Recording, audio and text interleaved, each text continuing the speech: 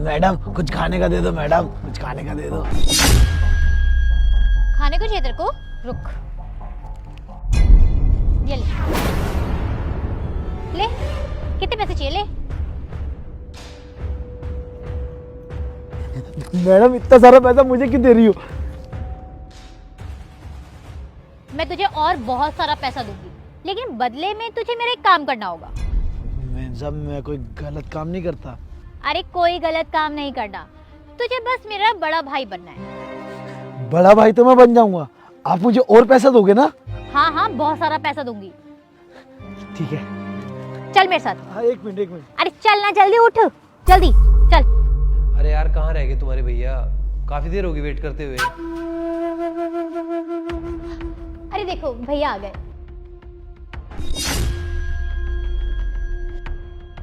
आओ भैया बैठो। अच्छा, तो यही है वो लड़का जिसकी तू बात कर रही थी?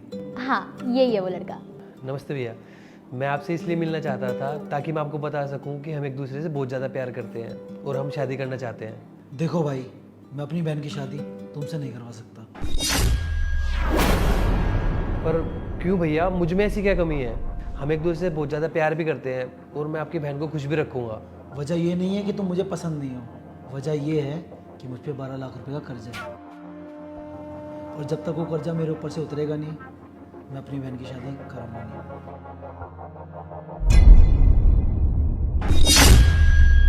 बस इतनी सी बात भैया, अगर 12 लाख रुपए मैं आपको दूं तो क्या अपनी बहन की शादी आप मुझसे करा दोगे? हाँ, हर भाई का सपना होता है कि उसकी बहन एक अच्छे घर में जाए, और वैसे भी तुम एक अच्छे लड़के हो। अगर मेरा कर्जा उतर जाता है तो मैं तुम दोनों की शादी खुशी खुशी करवा दूंगा। ठीक है भैया, आपका कर्जा मेरी जिम्मेवारी। मैं घर वालों से बात कर लेता हूँ शादी के बारे में, फिर मैं आपको घर वालों से मिलवाता हूँ। अच्छा, मैं अभी लेट हो रहा हूँ, बहुत देर से आपका वेट कर रहा था, तो मैं चलता हूँ। ठीक है।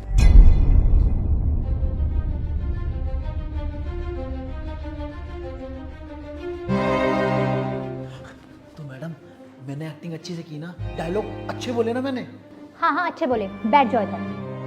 मैडम, अब तो वो लड़का चला गया, अब मैम कुछ खाने के लिए मंगा लो। हाँ हाँ ठीक है, जब देखो खाने को दे दो, खाने को दे दो, मंगवाती हूँ। वेटर। अरे भैया नमस्ते। नमस्ते। और कैसा है तू? मैं तो बढ़िया हूँ भैया। भैया आप सच में बहुत अच्छे इंसान हो। उस भिखारी को आपने रेस्टोरेंट में खाना खिलाया और इतने अच्छे कपड़े भी दिए। कौन भिखारी? मैंने तो कोई भिखारी नहीं देखा वहाँ पे। अरे भैया वो व्हाइट शर्ट वाला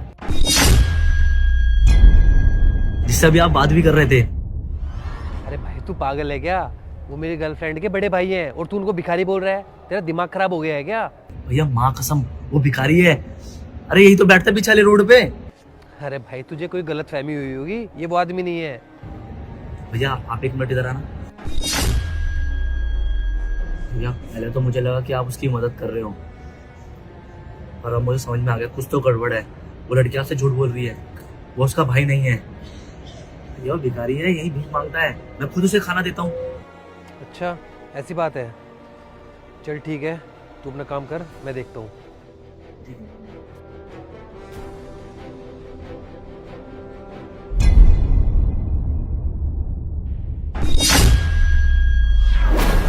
भैया वो अभी पापा का फ़ोन आया है, उनके बिजनेस में ना काफ़ी लॉस हो गया है और घर तक नीलाम होने वाला है, तो मैं आपको 12 लाख रुपए तो नहीं दे पाऊंगा,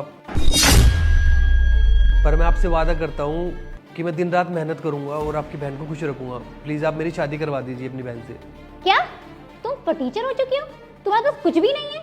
हाँ यार, हमारा सब कुछ बर्बाद हो चुका है, पर तुम ना टेंशन मत लो, अगर तुम मेरा साथ दोगे ना तो मैं भैया को भी मना लूंगा और दोबारा से पैसे भी कमा लेंगे। अरे इसे मनाने से क्या होगा? ये तो वैसे गरीब भिखारी है। पीछे हो तुम ऐसे। इसको मैं इसलिए लेके आई थी ताकि तुम्हें मना पाऊं, और सारा खर्चा किया, इस पे पिज्जा खिलाया, सब कुछ खिलाया, सब बर्बाद हो गया। और एक बात ध्यान से सुन लो मेरी, हर लड़की का ख्वाब होता है कि उसका पति बहुत पैसे वाला हो, और मैं तुमसे कोई प्यार व्यार नहीं करती। मैं तुम्हारे साथ सिर्फ इसलिए थी क्योंकि तुम्हारे पास बहुत सारा पैसा था, और अब तुम्हारे पास पैसा नहीं है तो मैं भी नहीं। निकलो यहाँ से। हाँ मैं तो चला जाऊंगा, बस मेरे को है ना यही जानना था कि तू मेरे से प्यार कितना करती है। तो पैसों के लिए तूने मुझे धोखे में रखा, इतना बड़ा झूठ बोला तूने मुझसे। अगर तुम ऐसे ही लोगों को धोखा देती रही ना, इसकी सजा तुम्हें जरूर मिलेगी। एक दिन ऐसा आएगा कि तुम मुसीबत में होगी और तुम्हारा साथ देने के लिए कोई नहीं होगा। और भाई तू भले ही इसने तेरा यूज़ मतलब के लिए किया हो, पर इसमें तेरी कोई गलती नहीं है। और इंसान अगर भूखा हो ना तो उसे अपनी भूख दिखती है, सही और गलत नहीं। अगर तूने अपनी भूख के लिए सब कुछ किया है ना, तो मेरे साथ चल, आज के बाद तू कभी भूखा नहीं सोएगा।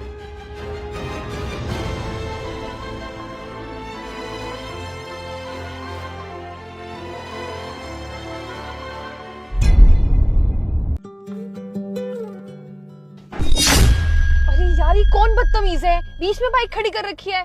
एक काम कर, हॉर्न बजा।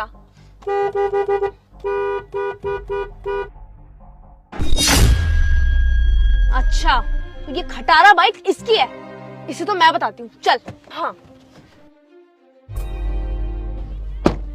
अबे ओ, तमीज नहीं है क्या तुझे कि अपनी ये खटारा बाइक को कहाँ खड़ा करना चाहिए और कहाँ नहीं? रोड के बीचों बीच खड़े करके खड़ा हुआ है। अरे मैडम इसमें चिल्लाने की क्या बात है? इस साइड से रास्ता तो आप यहाँ से निकाल लेते हैं। अच्छा मैं साइड से निकालूं? वहाँ पे झाड़ियाँ दिख रही है ना तुझे? अगर मेरी गाड़ी को मैं साइड से निकालूं और मेरी गाड़ी में पंचर हो गया तो उसके पैसे तू देगा?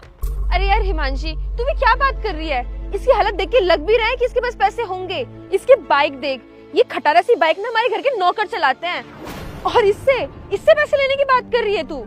अरे मैडम बाइक ही तो खड़ी थी, इसमें उल्टा सीधा बोलने की क्या जरूरत थी? और ऊपर से मेरी बेइज्जती भी कर रहे हो। आपको पता भी है कौन हूँ मैं? हमें तुझे जानने का कोई शौक नहीं है। तेरे कपड़े और तेरी हालत देख के और तेरे इस फावड़े को देख के साफ साफ पता चल रहा है कि तू कौन है। तू खेतों में काम करने वाला एक मामूली सा किसान है, और यहाँ खड़ा होकर हमसे बदतमीजी कर रहा है, हमसे सवाल लड़ा रहा है तू।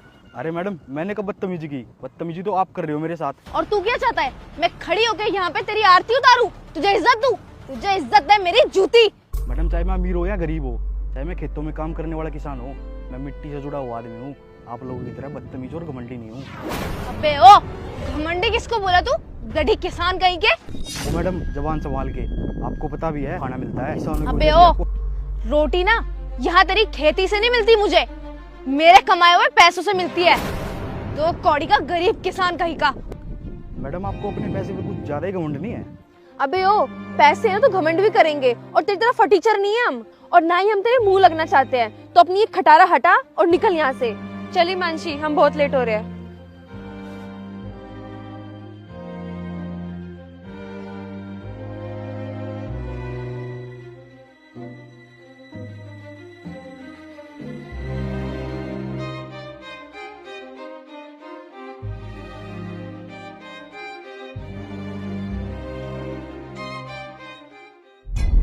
हो सकता है यही हो, लोकेशन तो यही बताई थी। Hello mister Tushir. हाँ जी बताइए जी, किससे मिलना है आपको? जी हमें मिस्टर तुषीर से मिलना था। अरे अभी तो आप उनके साथ खड़े होकर बात कर रहे थे। वो फटीचर है विपिन तुषीर। हमने तो सुना था कि वो बहुत बड़ा बिजनेसमैन है, और इतना बड़ा बिजनेसमैन ऐसी हालत में रहता है? अरे मैडम कैसी बात कर रहे हो? आपको पता भी है वो कितने बड़े आदमी हैं। ये जितने खेत देख रहे हो ना आप, और वो सोसाइटी है जितनी, वो सारी उन्होंने ही बनवाई है, और वो यहाँ के बहुत बड़े जमींदार हैं। इतने अच्छे इंसान हैं, वो हमारे गांव में ना हॉस्पिटल खुलवा रहे हैं, क्योंकि यहाँ से हॉस्पिटल बहुत दूर है और गांव वालों को तो बहुत परेशानी होती है। इसलिए वो गांव वालों की भलाई के लिए मुफ्त अस्पताल बनवा रहे हैं, ताकि वहाँ पे उनका इलाज हो। फटीचर बोल रहे हो, वो चाहे ना रातों रात आपकी कंपनी खरीद सकते हैं।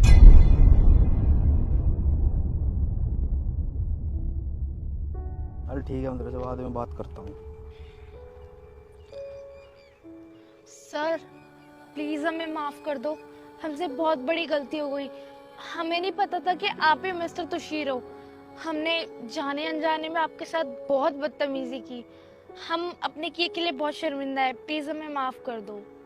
मैडम पैसों का घमंड है ना इंसान को अंधा बना देता है। चलो अच्छा है, तुम्हारी सही टाइम पे आँख खुल गई। आगे से ध्यान रखना, और इंसान कैसा भी दिखता हो, चाहे वो अमीर हो या गरीब हो, हर इंसान को इज्जत देना सीखो। सर एक और बात, अभी जो भी कुछ हुआ उससे हमारी कंपनी के डील पे तो कोई असर नहीं पड़ेगा ना? नहीं नहीं, कोई असर नहीं पड़ेगा। प्रिंस इनको इनका एडवांस दे दे।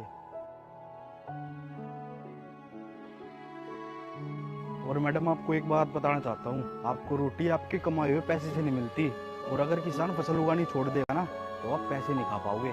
हाँ सर, आप सच में बिल्कुल ठीक बोल रहे हो। ये लो मैडम आपका एडवांस, पूरे 50 लाख रुपए।